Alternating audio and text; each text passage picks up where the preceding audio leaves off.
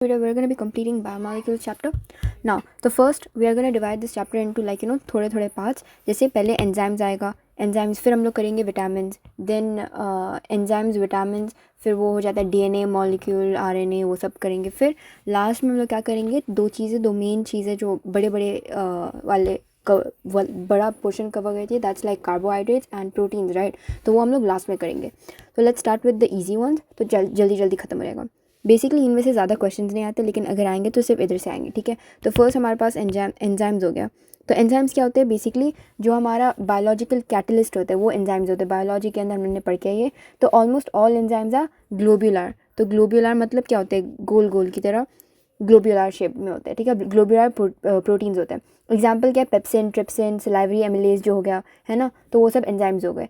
Enzymes reaction rate को ज़्यादा बढ़ाते हैं, और इतना ही याद करना है कि वो लॉक एंड की मैकेनिज्म में वर्क करते हैं. That's it, you don't have to remember anything. For example maltase. अब जो एज रहते हैं ना, तो मोस्टली वो ASE से एंड करते हैं मोस्ट प्रॉबेबली, ठीक है. जैसे सलाइवरी एमिलेज लेज हो गया, ठीक है. तो वो सब एंजाइम्स हो जाते हैं. फिर हमारे पास आता है विटामिन्स. विटामिन्स 2 मार्क का आ जाएगा ऐसे, it comes in like case base जैसा कभी आ जाता है. तो डेफिनेशन याद कर लो. डेफिनेशन क्या है विटामिन्स की, organic compounds that are required in diet. तो डाइट के अंदर हमारा विटामिन्स होनी चाहिए, है ना. तो फिर इन स्मॉल क्वांटिटी में विटामिन्स लेते हैं to perform specific biological functions. कुछ बायोलॉजिकल फंक्शंस के लिए हम लोग को क्या चाहिए रहता है, विटामिन्स चाहिए रहते हैं. For maintenance of the growth and body, मतलब उसके लिए, ठीक है. तो हेल्दी बॉडी होने के लिए हम लोग को विटामिन्स खाने पड़ते हैं बस. वाइटल का मतलब क्या होता है, वाइटल सी vitamins are made up of 2 words, vital and amines, है ना. तो वाइटल का मतलब क्या है, नेसेसरी, और अमीन्स का मतलब क्या है, NH2, वो एमाइन हो गया ना, तो वो वाला अमीन्स हो. नाउ क्लासिफाइड एज व्हाट, ये बहुत इंपॉर्टेंट है, ठीक है. तो फर्स्ट होता है हमारे पास वाटर सॉल्युबल, फिर एक होता है fat soluble, BC, vitamin B and vitamin C. तो BC is water soluble and fat soluble, fat ADEK, ठीक है. ऐसे नाम से याद कर लो, ADEK. फिर दैट इज़ फैट सॉल्युबल, ठीक है. ये क्लासिफिकेशन के लिए बहुत इंपॉर्टेंट है. फिर वाटर सॉल्युबल का मतलब क्या है, वाटर सॉल्युबल के वाटर के अंदर सॉल्युबल है, तो इसका मतलब ये वाटर सॉल्युबल है, तो हमारी बॉडी के अंदर हम लोग को ये चाहिए रहता है, must be supplied regularly because they cannot be stored in the body. Remember, can't be stored. Why they can't be stored? Because हमारी बॉडी के अंदर ये वाटर सॉल्युबल है ना, तो हमारी यूरिन के थ्रू निकल जाएगा. So it can be secreted out through urine. अब दूसरा आता है फैट सॉल्युबल. ये हमारी बॉडी के अंदर फैट सॉल्युबल है, तो वाटर सॉल्युबल नहीं है, तो हमारी बॉडी के अंदर रहता है ये, तो ज़्यादा रेगुलरली हम लोग को खाने की ज़रूरत नहीं होती है. और दूसरा क्या है, इसके जो लिवर एंड एडिपोज टिश्यू के अंदर रहता है, ठीक है. तो बस इतना याद कर लो. अब नेक्स्ट आता है क्वेश्चन है, जैसे विच वेराइटी ऑफ विटामिन, ठीक है. देखो विटामिन जो B होता है ना, B के बहुत सारे तरीके टाइप्स होते हैं. तो एक हो जाए जैसे B1 हो गया, फिर दूसरा है B2, फिर तीसरा है B6, और चौथा B12. तो ये हम लोग को याद करना है. तो B1, B2, B6 and B12, इसमें से कौन सा variety of vitamin B can be stored in the body. तो ये वाला क्या कर सकते हैं हम लोग, स्टोर कर सकते हैं बॉडी के अंदर, याद कर लो, ठीक है. अब नेक्स्ट आता है हमारे पास टाइप्स ऑफ विटामिन और उसकी डेफिशिएंसी. तो उसकी एक टेबल है, ठीक है. सो ये देखो, ये टेबल जो हमारे पास है ना, ये बहुत इंपॉर्टेंट टेबल है, बिकॉज क्वेश्चन सीधा सीधा इधर से आएंगे, ठीक है. अब देखो, first we have vitamin A. तो विटामिन A जो है ना, एक सेकेंड, ये यूज़ कर लेते हैं, ठीक है. तो विटामिन A जो है वो उसकी डेफिशिएंसी क्या है. सो विटामिन A की डेफिशिएंसी इज नाइट ब्लाइंडनेस या तो ज़ेरोफ्थैल्मिया, ठीक है. तो vitamin A xerophthalmia and night blindness. फिर B1, ठीक है. तो वी हैव टाइप्स ना, मैंने बोला था B1, B2, B6, B12, तो ऐसे ही याद कर लो. तो B1 का नेम क्या है, B1 का नेम लिख लेते हैं. B1 का दूसरा नाम क्या है, थायामीन. फिर दूसरा B2 का दूसरा नेम है राइबोफ्लाविन. फिर B6 का है पायरिडॉक्सिन. फिर हमारे पास B12 आता है. B12 का कोई वैसा नाम नहीं है, ठीक है. तो ये याद कर लो. तो B1 क्या है, थायामीन. B2 का राइबोफ्लाविन, B6 का पायरिडॉक्सिन, B2 का राइबोफ्लाविन एंड B1 का थायामीन, ठीक है. फिनिश. तो फिर हमारे पास आता है उसकी डेफिशिएंसी क्या है, बेरी बेरी, तो B1 का बेरी बेरी। फिर B2 का क्या है, चिलोसिस, चीलना से याद कर लो, देखो चीलना, तो B2 राइबोफ्लाविन, चीलना इज चिलोसिस इज बेसिकली जब हमारे जो होठ रहते हैं ना वो थोड़े ड्राई वो सब हो जाता है ना, तो वो। B6 क्या है, पायरिडॉक्साइम और उसका जो डेफिशिएंसी है कॉन्वल्शंस, सो B6 का क्या है, कॉन्वल्शंस। फिर हमारे पास आता है B12 का एनीमिया, बस। सी से ये बहुत ही, ये PYQ भी है, एस्कॉर्बिक एसिड, इसको क्या बोला जाता है, एस्कॉर्बिक एसिड। और C का डेफिशिएंसी क्या है, स्कर्वी। D का क्या है, सनलाइट से हम लोग को वो सनलाइट से मिलती है ना, D तो सनलाइट से मिलती है, और डेफिशिएंसी इज रिकेट्स। फिर E is increased fragility of RBC, and K क्या है, इंक्रीज ब्लड क्लॉट, ये भी एक PYQ है। नेक्स्ट आता है DNA एंड न्यूक्लियोटाइड, वो सब है ना। तो फर्स्ट अब हमारे पास आएगा न्यूक्लिक एसिड, ठीक है। तो न्यूक्लिक एसिड क्या होता है, पॉली न्यूक्लियोटाइड से ये बनता है ना। नाउ सी, एक होता है DNA और एक होता है RNA, ठीक है। तो DNA क्या है, DNA is made with deoxyribose nucleic acid, इसका फुल फॉर्म क्या है, डीऑक्सीराइबोस न्यूक्लिक एसिड। RNA क्या है, RNA is ribose nucleic acid, ribose, ठीक है। अब हमारे पास आता है, एक आता है न्यूक्लियोटाइड, तो न्यूक्लियोटाइड, ठीक है, टाइड। अब ये न्यूक्लियोटाइड जो है वो 3, या तो बोल सकते हैं हाँ 3 चीज़ों से बना रहता है मेनली। फर्स्ट इसका नाम क्या है, न्यूक्लियोसाइड प्लस PO4 3-, ठीक है। अभी न्यूक्लियोसाइड के अंदर 2 चीज़ें होते हैं, बेस एंड शुगर 2 तरीके के होते हैं, डीऑक्सीराइबो एंड राइबोज, ठीक है। और बेसिस कितने के होते हैं, AGTUC, ठीक है। DNA के अंदर कौन से बेसिस है, AGTC, और RNA के कौन सी बेसिस है, RNA के AGUC, ठीक है। नेक्स्ट वी हैव DNA और RNA का डिफरेंस। तो DNA क्या है, DNA is your double standard और RNA is your single standard. फिर AGTC होता है, इसके अंदर क्या है, AGUC है ना, ये जेनेटिक मटेरियल के लिए काम करता है और ये प्रोटीन सिंथेसिस के लिए काम करता है, RNA फॉर प्रोटीन सिंथेसिस। फिर आता है हमारे पास होर्मोन्स कितने तरीके के, होर्मोन्स ज़्यादा इंपॉर्टेंट भी नहीं है लेकिन फिर भी होर्मोन्स क्या होता है, होर्मोन्स क्या है, इंसुलिन हो गया है ना, इंसुलिन। फिर थायरॉक्सिन हो गया। अभी थायरॉक्सिन बेसिकली क्या करता है, और जब हमारे पास लेस थायरॉक्सिन होता है तो हमारे पास हाइपोथायरॉयडिन वाला, ये ज़्यादा इंपॉर्टेंट नहीं है लेकिन ये लोअर लेवल्स ऑफ आयरन को मदद करता है, that's it. And then we have glucocorticoids.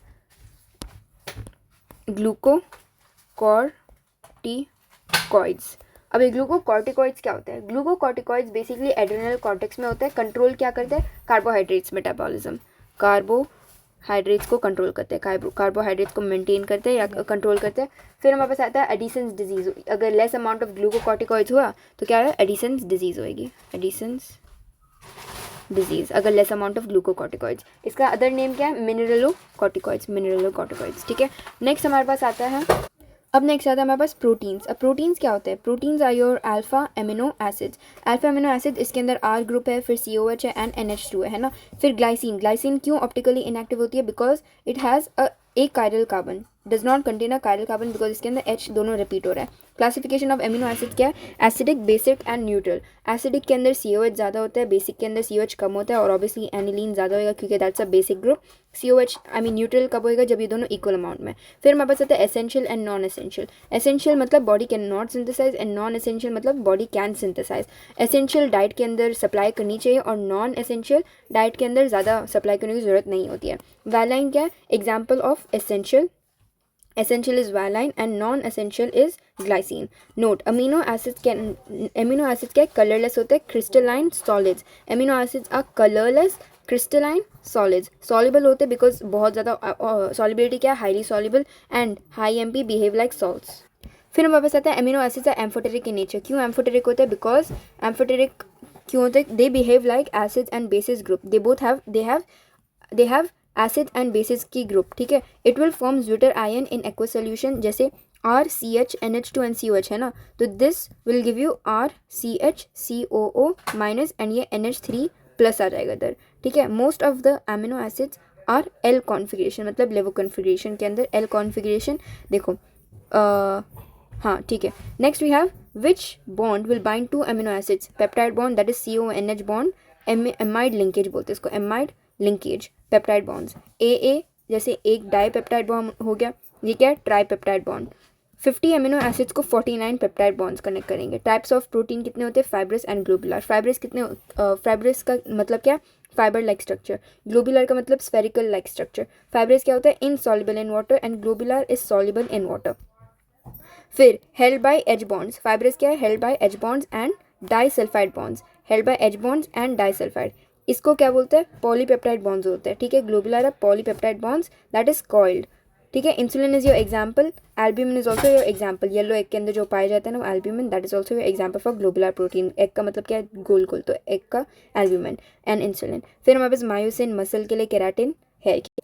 अब देखो हमारे पास स्ट्रक्चर ऑफ प्रोटीन आ जाता है, तो स्ट्रक्चर ऑफ प्रोटीन क्या है। Structure of protein we have, first हमारे पास प्राइमरी स्ट्रक्चर है, सेकेंडरी स्ट्रक्चर है, फिर tertiary structure and then quaternary structure है ना। तो प्राइमरी स्ट्रक्चर के अंदर हमारे पास अल्फा हेलिक्स आता है, अल्फा हेलिक्स, ठीक है, पॉलीपेप्टाइड का। अच्छा देखो, first we have it shows sequence of amino acids by which polypeptide can be joined, जैसे एस से करके, ये क्या हमारा प्राइमरी स्ट्रक्चर। सेकेंडरी स्ट्रक्चर क्या होता है, सेकेंडरी स्ट्रक्चर के अंदर हमारे पास अल्फा हेलिक्स है, अल्फा हेलिक्स ऐसे होता है, ठीक है। Alpha helix is your most common way in which the polypeptide chains are formed in all possible hydrogen bonds. फिर हमारे पास आता है बीटा प्लीटेड शीट, तो दो स्ट्रक्चर्स है, alpha helix and beta pleated sheet. एक है alpha helix, beta pleated sheet, ये हमारे सेकेंडरी स्ट्रक्चर्स। सेकेंडरी मतलब दो तरीके के हैं, alpha helix and beta pleated sheet are stretch to max extents. So beta helix, beta pleated sheet क्या है, extended to max extend, they are stretch to max extend. Alpha helix क्या है, alpha helix is most common way in which a polypeptide chain can be formed in all possible hydrogen bonds. फिर हमारे पास आता है tertiary structure, tertiary ऐसे होता है, फाइब्रस होता है, एक ग्लोबुलर होता है, तो फाइब्रस एक ग्लोबुलर, उसके हम लोग ने ऑलरेडी देख चुका है, ठीक है, डिफरेंस कर चुका है। क्वाटरनरी क्या है, special arrangement of different polypeptide chains in the protein. So special जैसे ऐसे करके, तो special arrangement of different polypeptide chains in protein. Denaturation क्या है, denaturation is when the protein is subjected to physical and chemical changes, जैसे change in pH या तो temperature, ठीक है। तो फिजिकल एंड केमिकल चेंज को जब ये हमारा protein, when a protein is subjected to physical and chemical changes, that means change in pH और change in temperature, H bonds जो होते हैं वो डिस्टर्ब हो जाते हैं। जैसे secondary, tertiary, quaternary structures are destroyed and only primary will retain, ठीक है। एग्जाम्पल क्या है, बॉइलिंग ऑफ एग्स या तो conversion of milk to curd या तो बॉइलिंग ऑफ एग्स। फिर हमारे पास आता है कार्बोहाइड्रेट्स। तो कार्बोहाइड्रेट्स बेसिकली क्या होता है, कार्बोहाइड्रेट्स का डेफिनेशन क्या है, ऑप्टिकली एक्टिव पॉलीहाइड्रोक्सी एल्डिहाइड या तो ketone, optically active polyhydroxy aldehyde या तो कीटोन। पॉलीहाइड्रोक्सी क्यों, बिकॉज इसके पास ज़्यादा OH ग्रुप्स होते हैं, बहुत ज़्यादा, एंड एल्डिहाइड एंड कीटोन क्यों, बिकॉज इसके पास इधर एल्डिहाइड होता है या तो कीटोन होता है, और ऑप्टिकली एक्टिव होते हैं। शुगर्स के क्या मतलब होता है, एक होता है हमारे पास शुगर होता है, एक नॉन शुगर होता है। शुगर्स जो है वो स्वीट इन टेस्ट होते हैं, non sugars not sweet in taste. For example cellulose and starch non sugars होते हैं, एंड शुगर्स क्या है, सुक्रोज या तो लैक्टोज, एस एल करके याद कर लो। Then you have classification according to mono, जैसे मोनोसैक्राइड हो गया, ओलिगोसैक्राइड एंड पॉलीसैक्राइड्स हो गया। तो मोनोसैक्राइड्स क्या होते हैं, monosaccharides can not be hydrolysed into simpler units, ठीक है, एक ही यूनिट में वो एग्जिस्ट करते हैं ऐसे करके। और एग्जाम्पल क्या है, ग्लूकोज फ्रक्टोज गैलेक्टोज। तो मोनो मतलब एक यूनिट, ग्लूकोज की एक यूनिट होगी ग्लूकोज फ्रक्टोज गैलेक्टोज डीऑक्सीराइबोज या तो राइबोज, ठीक है। तो चार, एक glucose fructose galactose, then deoxyribose या तो राइबोज। ओलिगोसैक्राइड्स क्या होते हैं, जब 2 to 10 यूनिट्स हम लोग बना सकते हैं, ठीक है। Monosaccharides will be 2 to 10 monosaccharides will be formed on hydrolysis, जैसे SLM, सुक्रोज लैक्टोज maltose। मॉलीसैक्राइड्स क्या होता है, जिसके अंदर मोर देन 10, ठीक है, not sweet in taste, cellulose, starch, glycogen, rubber gum, वो सब।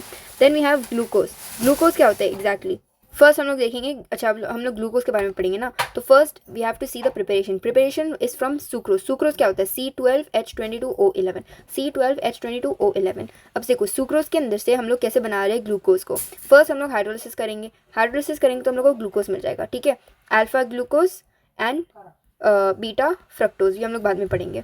फिर स्टार्च के अंदर से कैसे बनाते हैं, स्टार्च ये हो गया हमारा C6H10 5 C6H10 एंड O5, तो 5 5 2 10, 5 + 1 6, ठीक है, तो C6H10O5 है ना, ये हो गया हमारा स्टार्च। स्टार्च n नंबर, मतलब n नंबर ऑफ स्टार्च डालेंगे हम लोग, और ये n number of H2O molecules. फिर हम लोग के पास क्या बनेगा, C6H12O6, that is your glucose. फिर हमारे पास आता है रिएक्शंस ऑफ ग्लूकोज। तो अब रिएक्शंस ऑफ ग्लूकोज के अंदर heating of HI is first, तो CHO ये हमारा स्ट्रक्चर है, ठीक है, तो हम लोग HI डालेंगे तो हमारे पास N हेक्सेन बनेगा, that gives that all the six carbons are basically in a straight chain, ऐसे N हेक्सेन बन रहा है, right. Then we have reaction with hydroxyl amine. Hydroxyl amine क्या होता है, NH2OH, ठीक है, हमारे पास CHO है, तो ये CHO रिएक्ट करेगा और ये बनाएगा CH डबल बॉन्ड NOH, ठीक है, तो CH double bond NOH, and ये सेम चीज़ रिमेन, तो इसको क्या बोलते हैं, हमारा ऑक्साइम बोलेंगे, ऑक्साइम, ठीक है, तो ऑक्साइम फ्रॉम योर ग्लूकोज। अभी देखो CHO या तो CO का फंक्शनल ग्रुप है, तो that is your hydroxyl amine. Second next reaction is HCN। HCN क्या करेगा, ये H है, H प्लस और ये CN माइनस, तो H प्लस है ना, तो प्लस विल गो एंड जुड़ेगा विथ O, तो ये हमारे पास OH बनाएगा। फिर ये जो CN है, CN माइनस है, तो ये प्लस के साथ जुड़ेगा, तो ये प्लस के साथ जाएगा, ये क्या है, ये H है ना। अब देखो CN प्लस मतलब ये प्लस पॉजिटिव साइड है, तो ये CH है ना, तो ये एक O इधर है और एक इधर प्लस साइड है, तो इस प्लस साइड के साथ क्या बनेगा CN, और ये O साइड है ना, O साइड OH चल जाएगा, तो OH, ठीक है, डन। तो ये H इधर जाएगा, CN इधर जाएगा, तो CHOH बाकी सब सेम है, ठीक है। देन वी हैव CHO या तो CO, एल्डिहाइड है तो कीटोन, डन, फिनिश। फिर हमारे पास reaction with bromine water. Bromine water के साथ कैसे करेंगे, ब्रोमीन वाटर बेसिकली एक माइल्ड ऑक्सीडाइजिंग एजेंट होता है, तो ब्रोमीन वाटर के साथ रिएक्शन कैसे होगी, जो CHO है ना, तो वो COOH में कन्वर्ट हो जाएगा, तो Br2 वाटर जैसे ही डालेंगे, that reacts with aldehyde only, reacts with only aldehyde, तो फंक्शनल ग्रुप इससे पता चल रहा है कि ये aldehyde is your functional group, ठीक है। तो ये हमारा CHO will get reacted and COH form करेगा, इसको ऑल्सो इसको क्या बोलेंगे, ग्लूकोनिक एसिड बोलते हैं। फिर हमारे पास आता है reaction with HNO3, that is a strong oxidising agent. Br2 waters were weak mild oxidising agent, MOA, mild oxidising agent, और ये जो HNO3 है स्ट्रॉन्ग ऑक्सीडाइजिंग एजेंट। हम लोग देख सकते हैं ये जो स्ट्रॉन्ग ऑक्सीडाइजिंग एजेंट है वो दोनों को कन्वर्ट कर देगा, अल्कोहल भी कन्वर्ट हो जाएगा और CHO भी कन्वर्ट हो जाएगा, यू कैन सी COH दोनों जगह आ रहा है, ठीक है। फिर HNO3 से दोनों जगह, तो प्रेजेंस ऑफ प्राइमरी अल्कोहल भी विल बी कन्फर्म इसमें से, ठीक है, presence of primary alcohol influence देता है। Then reaction with acetic anhydride.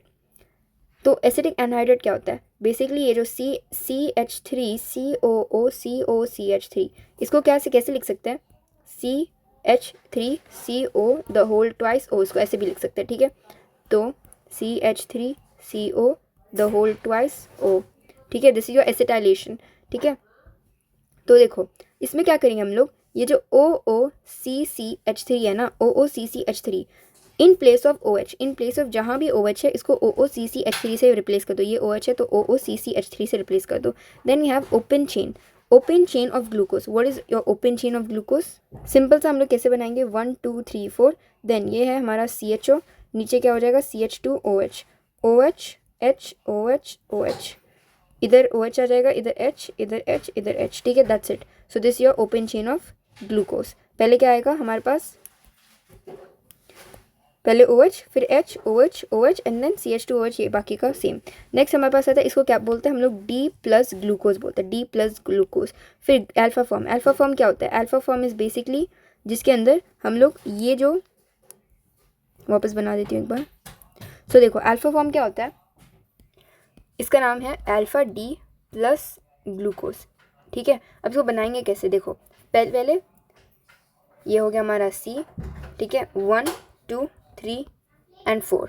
अब ये जो फोर्थ वाली लाइन है, ये और ये ऐसे जुड़ के O से जुड़ेंगे, है ना, and then this will be ऐसा, ठीक है। देन वी हैव C के साथ OH OH H OH H H OH and then H, और इधर भी H, ठीक है, दैट्स इट। फिर हमारे पास क्या आएगा, ये ऑलवेज रिमेंबर ये फर्स्ट कार्बन OH रहेगा इधर इन अल्फा, एंड बीटा ये वाला जो है ना, ये वाला क्या हो जाएगा, बीटा के अंदर ये OH जो है वो H बन जाएगा, that's it, that's the only change, ठीक है। सो इधर हम लोग OH डालते हैं और ये अल्फा का स्ट्रक्चर हो गया, अल्फा D प्लस ग्लूकोज का स्ट्रक्चर। अगर बीटा डी ग्लूकोज का स्ट्रक्चर पूछा, बीटा फॉर्म के अंदर क्या होएगा, ये जो H है ना यही चेंज होएगा। जैसे ये पहले OH था ना, तो अब ये क्या बन जाएगा H, बाकी का सब सेम रहेगा।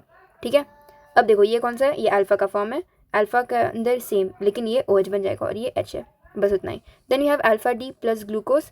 अब इसका ये वाला फॉर्म, तो ये कैसे याद कर सकते हैं, देखो CH2OH है, CH2OH इधर, ये O जुड़ा वाला O है ना। फिर ये कैसे, ऐसे हाथ बना दो, इधर हाथ बनाओ, ऐसे हाथ बना दिया हम लोग ने।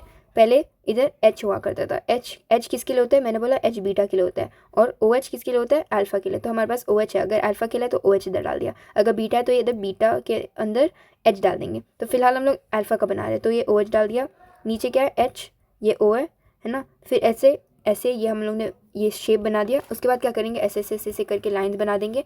फिर OH H H OH, hands करके याद करो, hands will be up side, तो हैंड्स ऊपर आ जाएंगे। फिर हमारे पास ये जो नीचे के लेग्स है, नीचे के लेग्स OH ऐसे जाएंगे, एंड देन इधर H एंड इधर H, तो याद कर लो ऐसे OH आएंगे। फिर बीटा डी का सेम है, बीटा डी का भी बना देते हैं एक बार। तो बीटा डी का कैसे बनाएंगे, पहले ऐसे O, तो ये हमारे पास ऐसा O, ऐसा ऐसा ऐसा ऐसा है ना। फिर हैंड्स बना दिया इसके, ऐसे स्ट्रक्चर्स बना दिया है ना। देन फिर इसके बाद हम लोगों ने क्या बनाना है, CH2OH, इधर H, हैंड्स इधर H, इधर OH, इधर OH, H H OH OH। ये क्या है, बीटा का स्ट्रक्चर। अल्फा का स्ट्रक्चर सिमिलर है, इधर OH डाल दिया, बस इतना ही है। फिर हमारे पास आता है एनोमेरिक कार्बन। तो एनोमेरिक कार्बन क्या होता है, एनोमेरिक कार्बन्स, तो anomeric carbons are cyclic hemi एसेटाल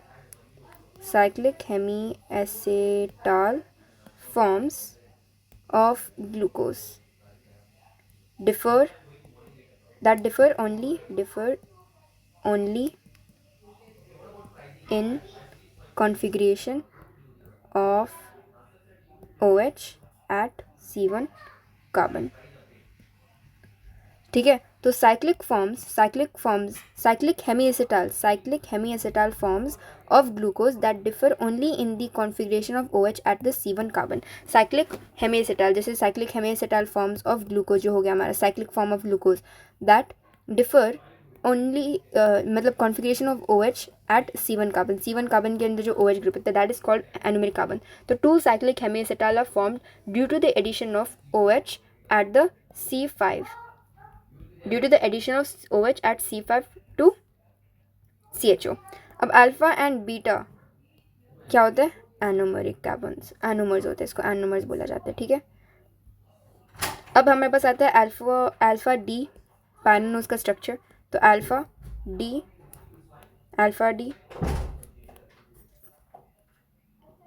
plus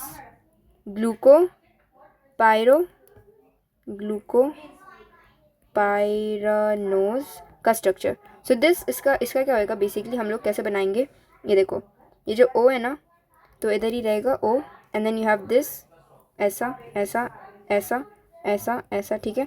and then we have your HOH, इधर भी HOH, इधर CH2OH, इधर H, and then you have OH HOH। ठीक है, now for beta we have change, जैसे वन कार्बन इंटरचेंज कर दिया हम लोग ने, जैसे ये वाला CH2OH है ना, and then we have H, same thing. ठीक है, सेम थिंग इधर जैसे हम लोग ने किया है ना, सेम टू सेम है, एक्सेप्ट फॉर इधर क्या आएगा, बीटा के अंदर OH आ गया, सेम स्ट्रक्चर्स है। नेक्स्ट हमारे पास आता है फ्रक्टोज। फ्रक्टोज क्या होता है, fructose is C6H12O6, same as glucose, लेकिन ये क्या है, एक शुगर होता है। ठीक है, एक शुगर है। फिर हमारे पास आता है ये क्या है, ऑल्सो कौन सा शुगर है, ये रेड्यूसिंग शुगर होते हैं, एंड लेवोरोटेटरी। ठीक है, लेवोरोटेटरी होता है। अल्फा एंड बीटा फॉर्म होते हैं इसके भी अल्फा एंड बीटा फॉर्म होते हैं। और ये C12 के अंदर एनोमेरिक कार्बन होता है। उसके अंदर क्या, ग्लूकोज के अंदर C1 was your anomeric carbon, इसके अंदर क्या है, C2 is your anomeric carbon. फिर हमारे पास आता है जो स्ट्रक्चर है, तो इसका स्ट्रक्चर भी एक बार देख लेते हैं। तो first C double bond O है ना, देन CH2OH, फिर हमारे पास आएगा C, कितने C's है, 6 C है ना, तो वी विल पुट 1 2 3 4 5 एंड 6, ठीक है, तो 6 C's बन गए। फिर हम लोग क्या करेंगे, CH2OH एंड लास्ट में भी CH2OH है ना, then we have H OH and OH, तो CH2OH OH OH फिर H and then double bond O। अब क्या आएगा, इसके अंदर OH आ जाएगा, इधर H आ जाएगा, इधर भी H है ना, that's it. So this your fructose का स्ट्रक्चर। ओके, अब हम लोग जो याद करने वाला है, you have to memorise that by hearted, ठीक है, जैसे जैसे मैं लिखने वाली हूँ you have to by heart that. तो first we have sucrose. So sucrose क्या है, sucrose is having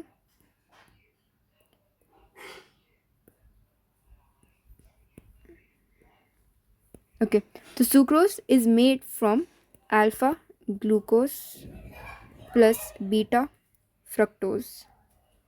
Then we have C1C2 linkage, ठीक है, C1C2 linkage, and then always remember sucrose has only C1C2 linkage and rest all has C1C4 linkage. Then bond between two monosaccharides is called glycosidic linkage, है ना, that we already know. फिर हमारे पास आता है C1C2 linkage, तो हम लोगों ने पढ़ा assertion, जैसे रीज़न क्या है C1C2 लिंक, ठीक है। Then we have non reducing sugars होते हैं, है ना, non reducing sugar, dextro rotatory होता है, no free CHO, alpha glucose and beta fructose, then C1C2 linkage है ना। Then we have fructose. अब फ्रक्टोज क्या होता है, fructose is your laevo rotatory, laevo rotatory है, रिड्यूसिंग शुगर है, reducing sugar then alpha and beta form के अंदर एग्जिस्ट करता है। देन C2 लिंकेज है, C2 is your anomeric carbon, ठीक है। Then we have maltose. Maltose क्या है, maltose is your reducing sugar, C1C4 linkage है, remember C1C4 linkage for maltose, lactose, starch, सब कुछ C1C4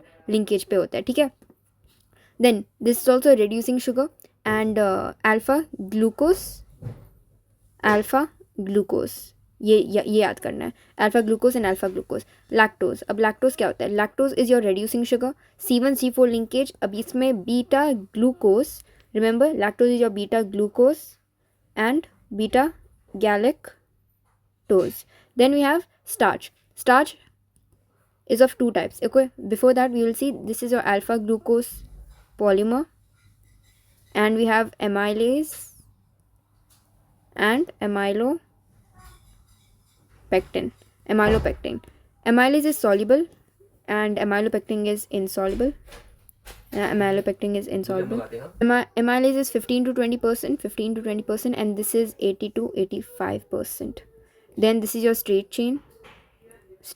chain, and this one is your branched, ठीक है। amylopectin is your branched chain, ये C1C4 है, C1C4, and this is your C1C4 as well, but C1C6 भी हो सकता है। Then we have cellulose, ठीक है। तो सेलुलोज क्या होता है, beta glucose and C1C4 linkage, then straight chain. Glycogen is your carbohydrates that are stored in animals liver, animal की बॉडी के अंदर जो कार्बोहाइड्रेट्स होते हैं जो एनिमल की बॉडी के अंदर स्टोर करे जाते हैं। देन लिवर के अंदर होता है, देन ब्रेन के अंदर भी होता है, एंड मसल्स के अंदर भी स्टोर करे जा सकते हैं।